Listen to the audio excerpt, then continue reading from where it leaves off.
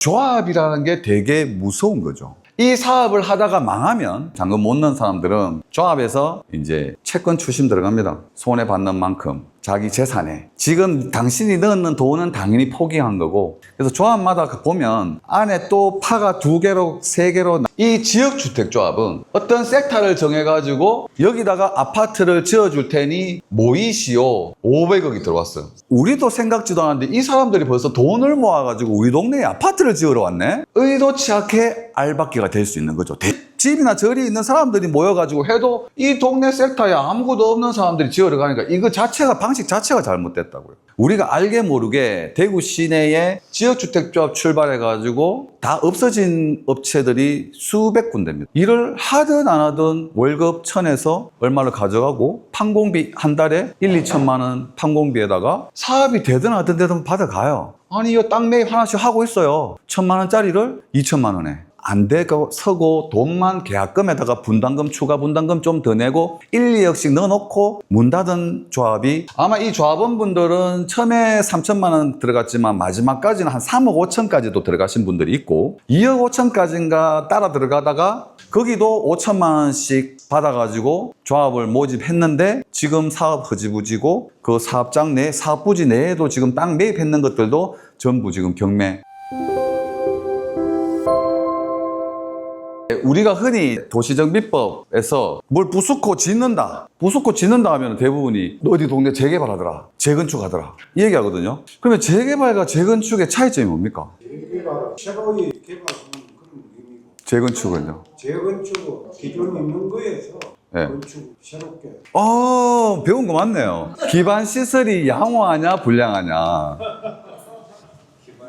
네, 재개발, 재건축, 재개발, 재건축의 차이점은 기반시설, 우리가 흔히 얘기하는 도로, 공원 이런 기반시설이 양호하면 재건축, 불량, 오케이, 불량하면 재개발이죠. 그래서 우리가 이제 부동산 공부하면서 무조건 재개발하더라, 재건축하더라 이렇게 얘기하는 거는 좀 안 맞고 그 기반시설이 양호하냐 불량하냐. 근데 그 기반시설이 어떤 경우가 양호하고 어떤 경우가 불량하냐. 대부분 이럴걸요. 아파트를 새로 기존에 있는 아파트를 새로 부수고 짓는다 하면 재건축이라고 할 거고요. 어떤 그냥 마을, 동네를 다 매입해 부숴가지고 지으면 재개발로 표현을 할 겁니다. 이렇게 면밀히 보면 간단하게 보시더라도. 근데 왜 아파트는 재건축이라고 하고 동네를 부수고 지으면 재개발이라고 하느냐. 왜냐하면 이 아파트가 80년대 내지는 90년대에 지어졌죠. 이 당시에 지어지면서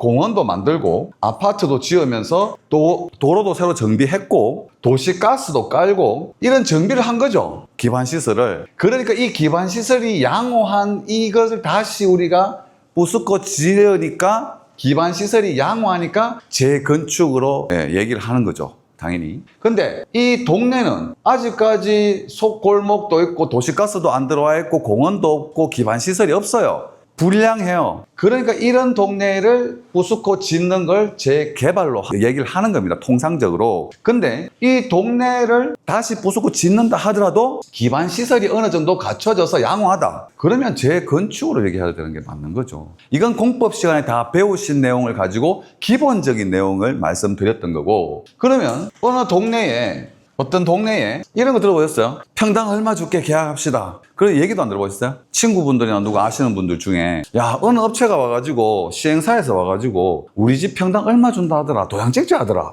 들어보셨죠? 이건 그러면 재개발입니까? 재건축입니까? 아파트는 그럴 리가 없고 그냥 동네에 주택을 가지고 있는데 아니면 상가를 가지고 있는데 용역업체에서 계속 찾아와가지고 사장님 평당 얼마 합시다. 다른 데는 벌써 얼마에 다 도장 찍었으니까 사장님도 요 금액이면 괜찮습니다. 도장 찍읍시다 하는 분들이 있거든요. 그건 그냥 어떤 재개발이나 재건축이 아닌 민영개발로 가는 거죠. 민영. 근데 재개발과 재건축으로 해가지고 가면은 이건 도시정비법에 의해 가지고 정비구역이 지정되거든요. 정비예정구역이 지정되고 여기서 또 정비구역이 지정이 되고 그래서 여기서 이런 방식으로 가게 되면 조합 방식으로 갑니다.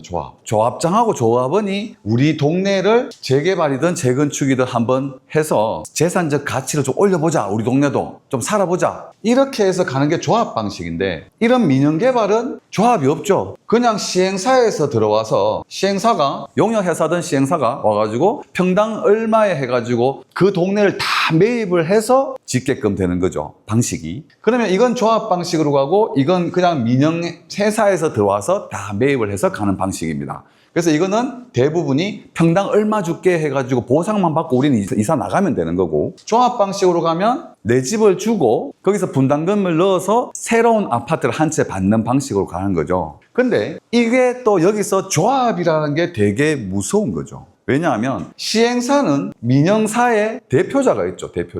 대표. 이 사업을 하다가 망하면 이 시행사의 책임은 대표가 지는 거죠. 대표자가. 흥해도 내 혼자 먹죠. 근데 이 조합은 조합원들이 대부분 다 개개인이 대표 사장입니다. 그러면 이 사업장이 흥하면 조합원들끼리 나눠가지고 손해가 나면 조합원이 부담을 해야 돼요.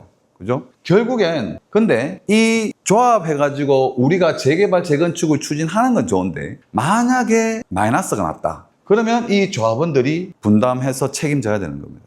근데 이게 내가 아파트 넣은 것뿐만이 아니라 이 사업이 잘못되면 내가 가지고 있는 재산에 다 압류가 들어올 수도 있습니다. 다 날아갈 수 있어요.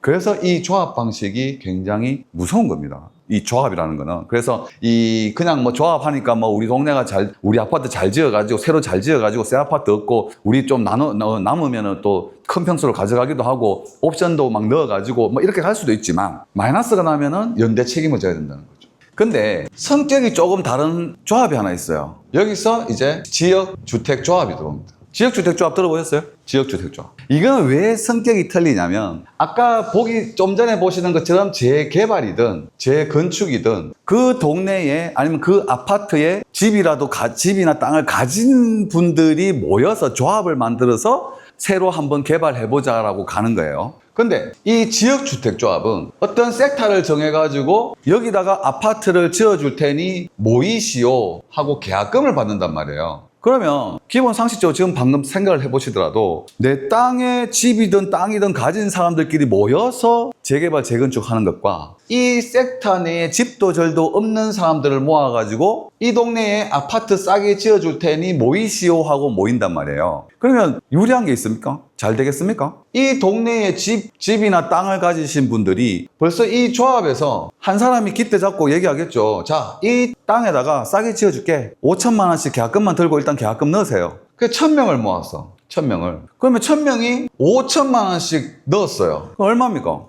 오이구, 예, 500억. 500억이 들어왔어요. 일단 계약금만 500억 들고. 그래서 여기다가 이제 땅에다가 집을 사러 들어갑니다. 그죠?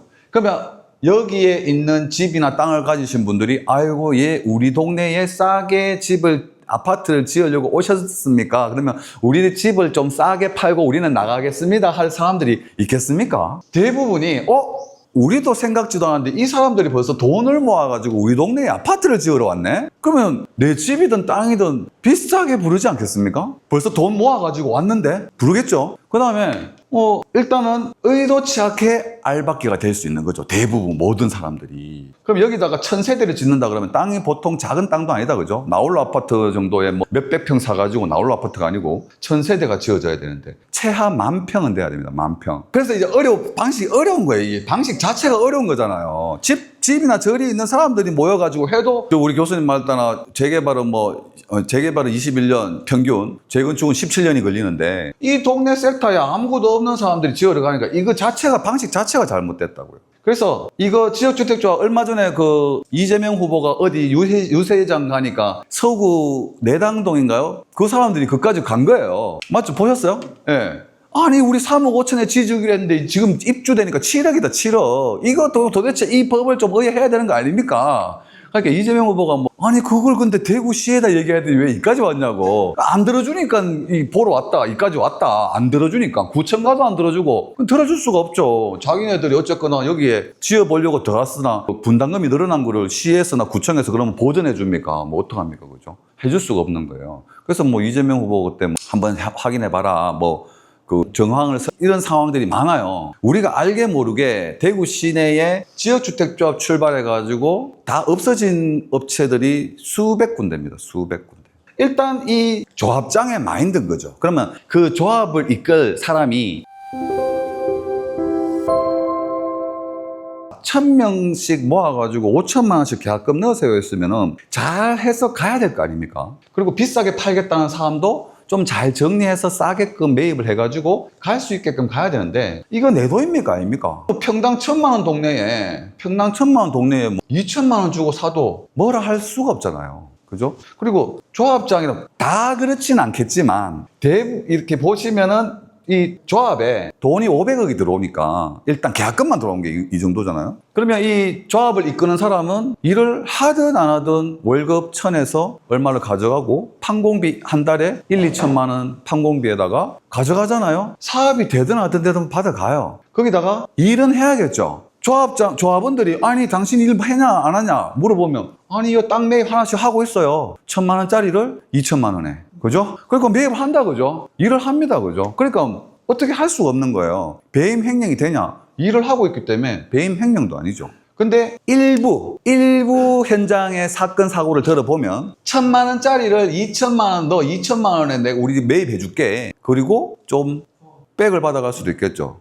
예. 그래가지고 지금 어떤 현장도, 지금 달서구 쪽에 있는 현장도 3억 5천에 지어주기로 했는데 입주되니까 지금 7억 2천이에요. 7억 2천. 근데 이거는 그나마 어쨌든 끝까지 가서 입주를 했는 경우. 근데 아까 말씀드렸던 것처럼 가다가 안 되고 서고 돈만 계약금에다가 추가 분담금 좀 더 내고 1, 2억씩 넣어놓고 문 닫은 조합이 굉장히 많습니다. 수백 군데. 대구만. 알게 모르게 굉장히 많아요. 근데 이분들이 주장하는 건 된 사례들이 있다라고 얘기하죠.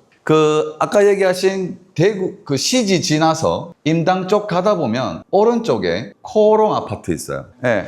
코롱 아파트도 방식은 지역주택조합입니다. 근데 여기는 제가 알기로는 아마 지주가 3명인가? 네, 얼마 없었어요. 그래서 그 땅을 지주가 몇 명 안 되니까 땅 작업이 다 된 상태에서 방식을 지역주택조합으로, 그러니까 우리가 흔히 얘기하는 청약 공고 띄우고 통장 청약 받아가지고 모집해서 가는 방식이 아니라 지역주택조합은 아까 말 그대로 여기다가 아파트 지어줄게 빨리 오시오 해가지고 일단은 조합원을 모집해놓고 가니까 어떻게 보면 잘 되죠. 살 사람들 다 모아놓고 가니까. 그래서 이 방식을 택했던 거고, 그러면 지역주택조합 모으는 분들이 얘기하는 건, 자, 경산의 코롱도 이 방식으로 했어. 그 다음에 대구에 들어오시면 제일 비싼 아파트 어디죠? 지금 제일 비싼 아파트. 경신고 밑에 힐스테이트 34평이 15억 6천 한다는 그 아파트 단지도 지역주택조합으로 갔어요. 근데 거기도 땅을 다 거의 매입을 하는 상태에서 진행 방식을 거기도 청약으로 갈까 아니면 조합을 모을까 하다가 지역주택조합 방식으로 갔을 뿐입니다. 또 애먹은 단지들 있죠. 범원애거리에 W도 지역주택조합 방식으로 간 거예요. 근데 한 10년 고생하셨죠? 처음에는 그 당시에는 3만 원이었을 거예요. 계약금 3천만 원 모이시오. 그래서 1,몇백 명을 모아가지고 가다가 아마 이 조합원분들은 처음에 3천만 원 들어갔지만 마지막까지는 한 3억 5천까지도 들어가신 분들이 있고 2억 5천까지인가 따라 들어가다가 소송을 걸어가지고 소송에서 성소해가지고 돈을 받아 나가신 분들이 수십 분이 계세요. 지금은 후회할 수 있겠죠. 예. 근데 여기도 아마 주변 시세보다 싸게 34평을 5억대에 지어주겠다. 하여튼 그 정도 선에서 지어주겠다 했는 게 결국 입주할 때 8억 정도 됐죠. 8억. 근데 일반 분양, 조합원들이 가져가고 일반 분양분이 남아있잖아요. 요것도 분양하거든요. 일반 분양으로. 일반 분양분이 조합원 분양분보다 좀 쌌습니다.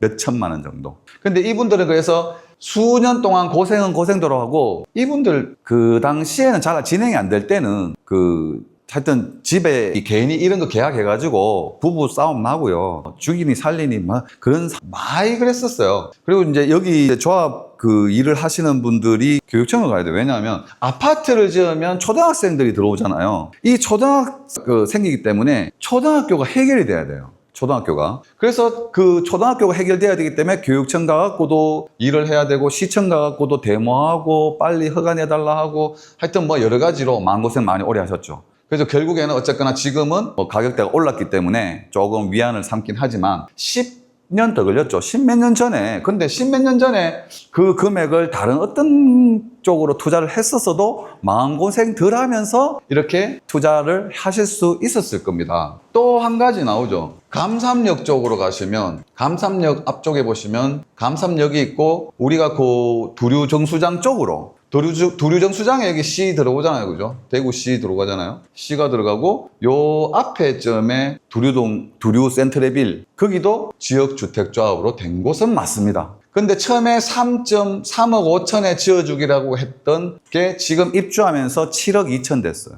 34평 아니고 31평이 여기는 7억 2천. 근데 지금 돌아서가지고 조합원들은 7억 2천에 입주를 했고 일반 분양분이 있었거든요. 미분양 나 있던 거. 일반 분양분이 31평이 지금 5억 6천에서 5억 9천.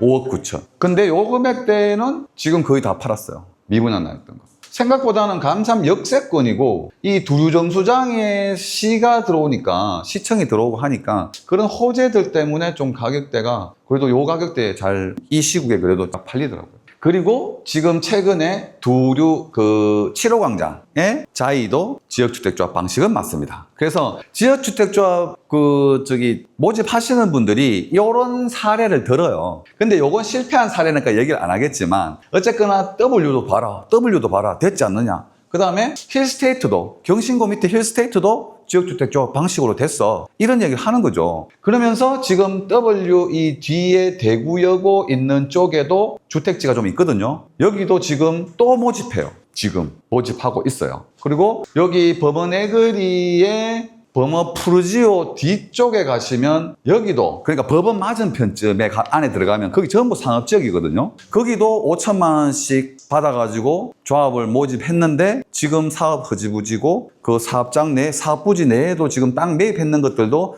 전부 지금 경매 넘어가고 있는 걸로 알고 있어요. 예. 그래서 성공한 사례들 몇 개를 가지고 하지만 우리가 알게 모르게 여기저기서 실패해가지고 문 닫는 조합들이 되게 많습니다. 다 떼이죠. 다 떼이고 없죠. 그렇습니다. 그래서 요게 이제 도시정비구역의 기본적인 내용입니다.